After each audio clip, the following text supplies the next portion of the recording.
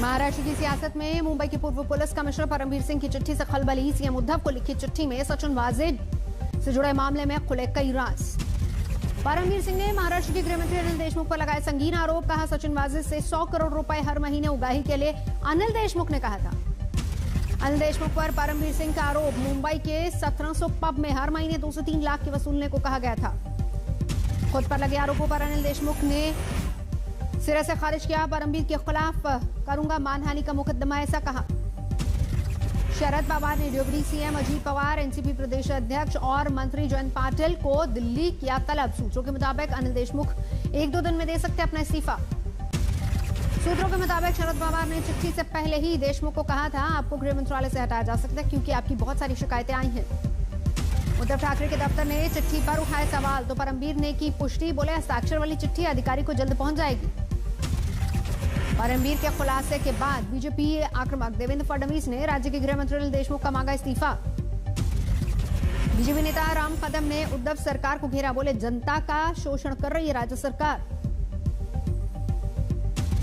उद्धव सरकार पर हमला तेज करने की तैयारी में बीजेपी। आज मुंबई में बीजेपी करेगी प्रदर्शन।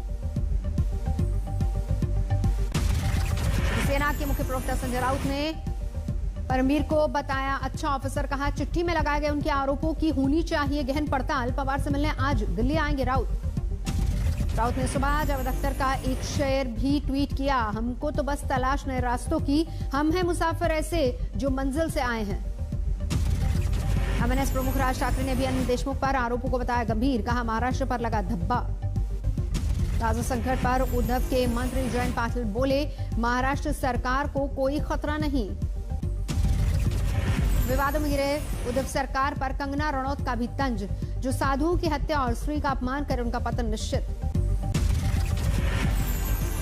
परमजीत की चिट्ठी बम पर बोले, केंद्रीय मंत्री रामदास आठवले अंबानी के घर के बाहर मिले विस्फोट और मनसुख हिरेन हत्याकांड से जुड़े हो सकते हैं और लोगों के भीतर प्रमुखता से हो जांच।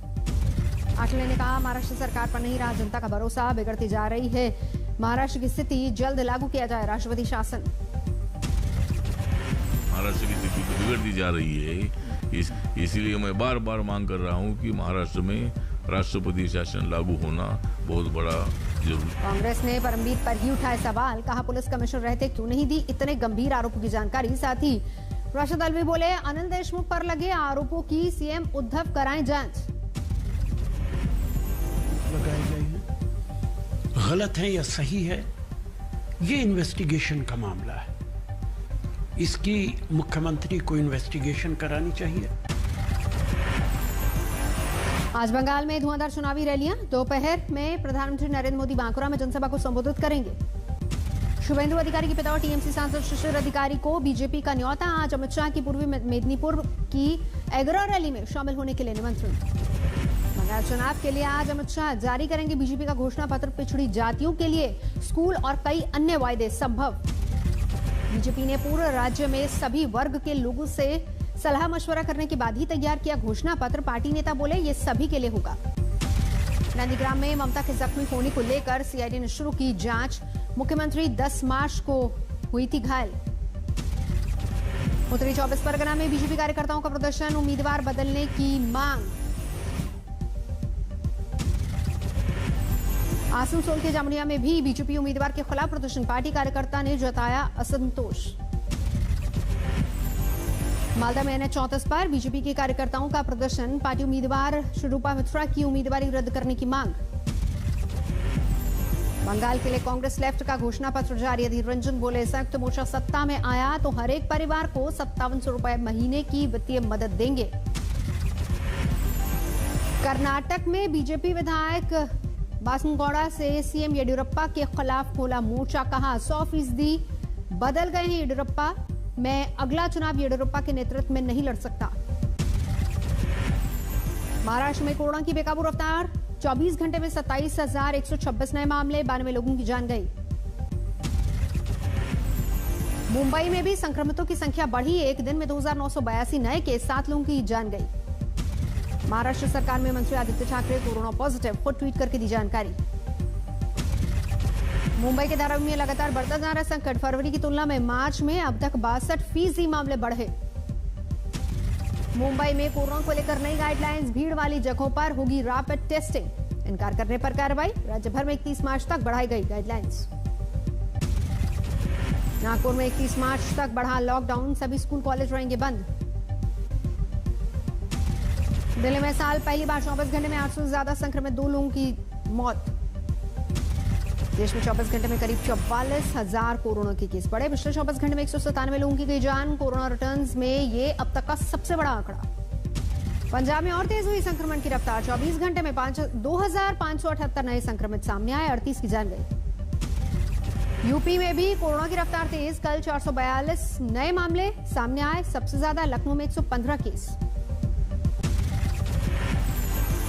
आखिरी टी20 मैच में भारत ने इंग्लैंड को 36 रन से दी मात। 5 मैचों की सीरीज में 3-2 से किया कब्जा। पहले खेलते हुए भारत ने इंग्लैंड को दिया था 225 का लक्ष्य। 8 विकेट पर 188 पर ही सिमट गई पूरी टीम।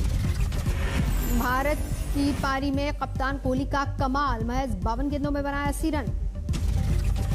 सलामी बल्लेबाज रोहित शर्मा ने भी मचाया धमाल, सिर्फ 34 गेंदों में बनाए 64 रन। भुवनेश्वर कुमार बने man of the match. 4 over में सिर्फ 15 रन देकर झटके 2 विकेट। गुजरात के नाडियाड में एक गोदाम में लगी भीषण आग ने दुकानों और मकानों को अपनी चपेट में लिया, लाखों का नुकसान। मोहाली में पुलिस को एक मर्सिडीज के ड्राइवर की तलाश। गुरुवार को बेकाबू मर्सिडीज ने एक कार को टक्कर मारी थी, 2 साइकिल सवारों को कुचला। हादसे में 3 लोगों की गई थी जान। आसनसोल में हादसा, कोयला खदान में मजदूर की हुई मौत। गाजियाबाद के इंदिरापुरम एक सोसाइटी में दूषित पानी से 50 लोग बीमार। मागुनपुरम सोसाइटी का वाकया। मेरठ में महिला सफाई कर्मी से छेड़खानी, पुलिस ने दर्ज किया मामला। सफाई कर्मियों ने जल्द कार्रवाई नहीं होने पर हड़ताल की धमकी दी।